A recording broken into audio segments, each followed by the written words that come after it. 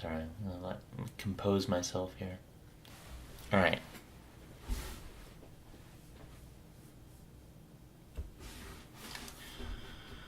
Good morning. It is now the morning of the 5th day of the fast, and so I'm about halfway through now. Tired. I just woke up. So it is 5th day of the fast. And yesterday I went and I flew from Florida to Oregon. And yeah, it was fun. I don't know. I've done a lot of flying across the country, so that's nothing new. Yeah.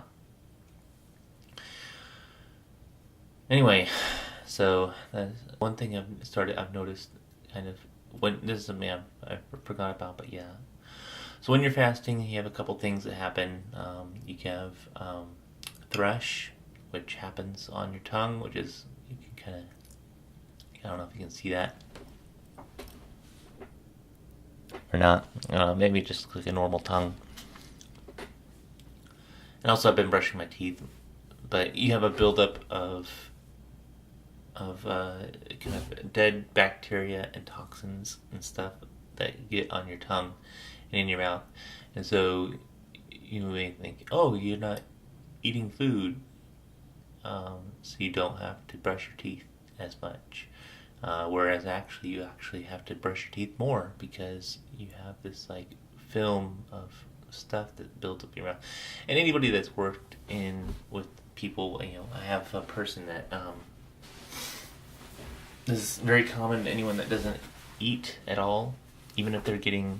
I work as a CNA in a long-term care facility. We have some people that don't eat because they have a feeding tube, and they have to have their mouth regularly cleaned because they kind of get this. If you don't have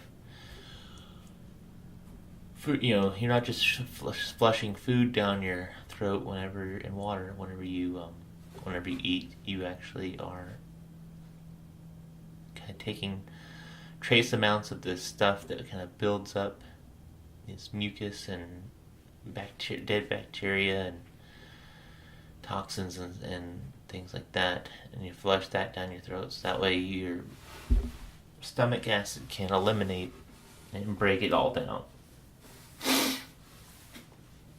But if you're not eating, then that stuff doesn't get flushed down. Even if you're like swallowing, it's just, I don't know, something happens. So your other thing that happens is your sense of smell gets very sensitive. Gets very sensitive. Your sense of smell gets very sensitive. And that you would think, maybe you're thinking to yourself, well, of course, things that smell good are going to smell even better.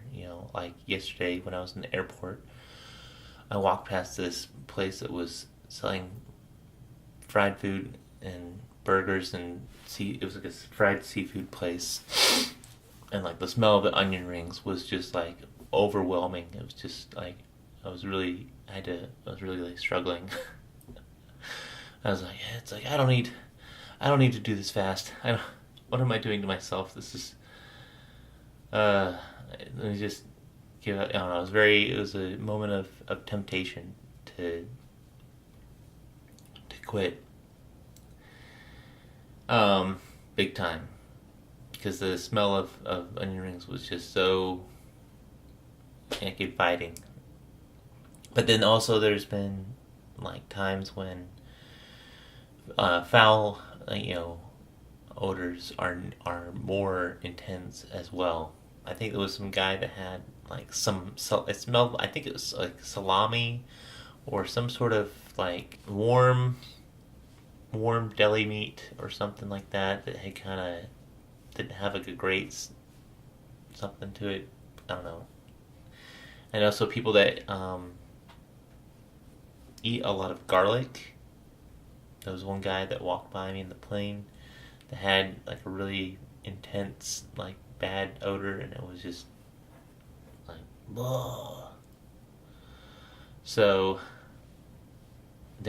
so those kind of can make you feel kind of like nauseous, I think. Not really nauseous, but like just, I don't know, they bother you way more than they normally would because they're just that much more intense. So any kind of right now, because I've been flying and I'm back, I feel like I'm a little congested, which is actually probably good.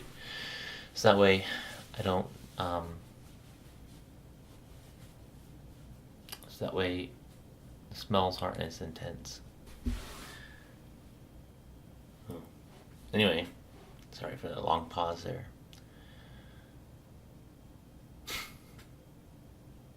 It's like a joke. A bear walks into a bar and says, "Hey, I'd like a